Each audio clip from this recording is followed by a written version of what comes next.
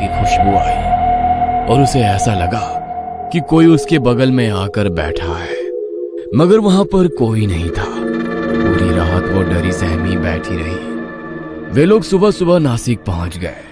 देखिए, मैंने आप लोगों को सुरक्षित पहुंचा दिया।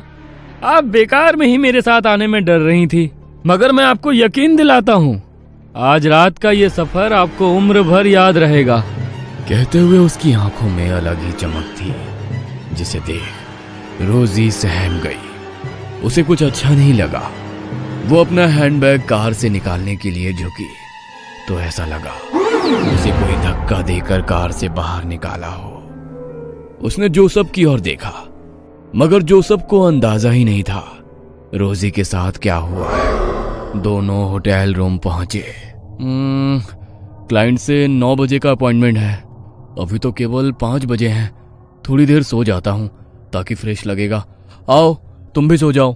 कहते हुए उसने रोजी को अपने पास बुलाया, मगर रोजी का मन खराब था तो वो रूम की बालकनी में जाकर बैठ गई। सुबह का उगता हुआ गुलाबी सूरज, ठंडी ठंडी हवाएं, चिड़ियों का कलरव उसके बेचैन मन को थोड़ा सा शांत कर रहा था।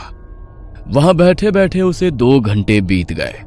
उसे पता ही नहीं चला। जब उसने घड़ी की ओर देखा तो उसे पता चला, ओह माय गॉड, 2 घंटे से मैं यहीं पर बैठी हुई हूँ। कुछ देर में जोसेफ भी उठ जाएगा, उसके उठने के पहले रेडी हो जाती हूँ। वो वॉशरूम में अपना मुंह धो रही थी। मुंह धोते हुए उसने देखा उसकी गर्दन पर किसी के नाखून के निशान थे। वो हैरान हो गई। अरे, मेरे शरीर पर ये निशान कैसे? और ये क्या? इसमें से तो हल्का हल्का खून आ रहा है। मतलब ये ताजा निशान है। कैसे आ गए ये निशान? कुछ समझ में नहीं आ रहा है। कल रात तक तो नहीं थे, मुझे पता ही नहीं चला और ये निशान बन गए। वो उन निशानों को देख ही रही थी कि उसे जोसेफ की आवाज सुनाई दी। रोजी, पिछले 1 घंटे से वॉशरूम में क्या कर रही हो? मुझे भी तैयार होना है, क्लाइंट हमारा वेट कर रहा होगा। जोसेफ की बात सुनकर रोजी हैरान हो गई कि वो अभी तो वॉशरूम आई थी, 1 घंटा कैसे हो गया। वो केवल मुंह धोकर बिना नहाए ही वॉशरूम से बाहर निकल गई और ड्रेसिंग टेबल के सामने खड़े होकर अपने बालों को संवार रही थी। तभी जोसेफ रेडी होकर उसके पीछे खड़ा था। रोजी, क्या हुआ? तबीयत ठीक नहीं है क्या? पिछले आधे घंटे से देख रहा हूं तुम कांच के सामने केवल हेयर ब्रश लिए खड़ी हो। क्या हुआ है, बोलो। जोसेफ की बात सुनकर जैसे ही रोजी ने देखा, जोसेफ रेडी था, मगर रोजी का तैयार होना बाकी था। यहां तक कि उसने कपड़े भी नहीं बदले थे। उसे समझ नहीं आया कि केवल कांच के सामने खड़े खड़े इतना समय कैसे निकल गया। रोजी, तुम्हारी तबीयत ठीक नहीं लग रही है। शायद रात में ट्रैवल किया है, इसलिए तुम्हें अनईजी लग रहा है। नासिक पहुंचकर भी मैंने कहा था थोड़ी देर आराम कर लो, मगर तुम बालकनी में बैठी थी। अब ऐसा करो, तुम आराम करो, मैं क्लाइंट से मिलकर आता हूं। कहते हुए जोसेफ रूम से बाहर चला गया। होटल के उस बड़े से कमरे में रोजी अकेली थी। वो अभी भी वही ड्रेसिंग टेबल के सामने बैठी थी।